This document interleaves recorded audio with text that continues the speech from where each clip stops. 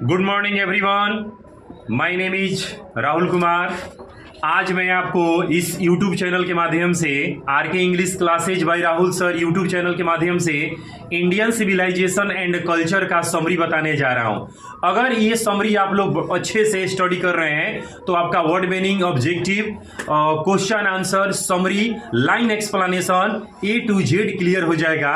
Rainbow part 2 यानी 12th English Bihar board में total 21 पाठ दिया हुआ है, जिसमें से 11 प्रोज है और 10 पोएट्री सेक्शन है। तो आइए हम लोग बात करते हैं कि इंडियन सिविलाइजेशन एंड कल्चर में महात्मा गांधी हमें क्या मैसेज देना चाहते हैं। तो आप लोग बोर्ड पर फोकस कीजिए और एक एक वर्ड को पढ़ने का प्रयास कीजिए क्या लिखा हुआ है।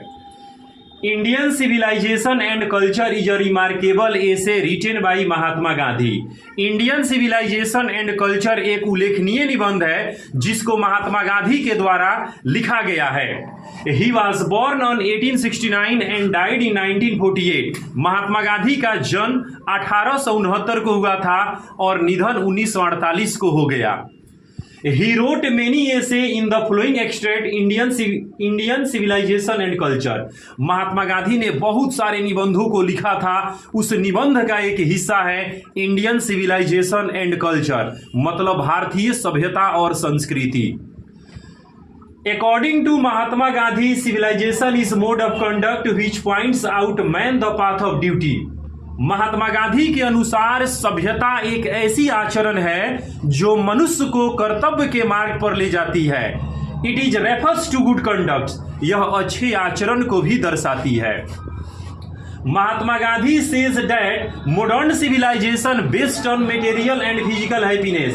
महात्मा गांधी कहते हैं कि आधुनिक सभ्यता भौतिकता और शारीरिक खुशी पर ही टिकी हुई है। Further he compares human mind is a restless bird. आगे वह हमारे दिमाग की तुलना एक बेचैन पक्षी से करते हैं।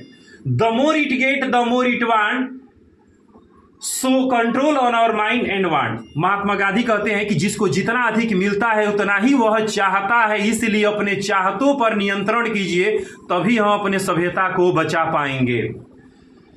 In the full essay, Bapu described the beauty of Indian civilization and the negative aspect of Western civilization। इस पूरे निबंध में महात्मा गांधी जो है भारतीय सभ्यता की सुंदरता और पश्चिमी सभ्यता की नकारात्मक पहलू के बारे में वर्णन किए हैं इस चैप्टर में, जिसका नाम है इंडियन सिविलाइजेशन एंड कल्चर। दोनों पहलू के बारे में चर्चा किए हैं, चाहे वो भारतीय सभ्यता हो, चाहे वह मॉडर्न सिविलाइजेशन हो या वेस्टर्न सिविलाइजेशन हो, सभी सभ्यता के बारे में बारीकी से इन्होंने समझाने का प्रयास किया है।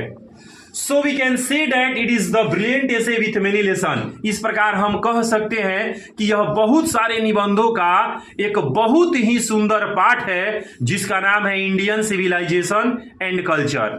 तो मैं उम्मीद करता हूं कि ये जो समरी बोर्ड पर आप लोग देखे होंगे वो आपको समझ में आया होगा। तो आप लोग इस समरी को अच्छे से तैयारी कीजिए ताकि अगले एग्जाम के लिए आपके लिए हेल्पफुल रहे। चलिए।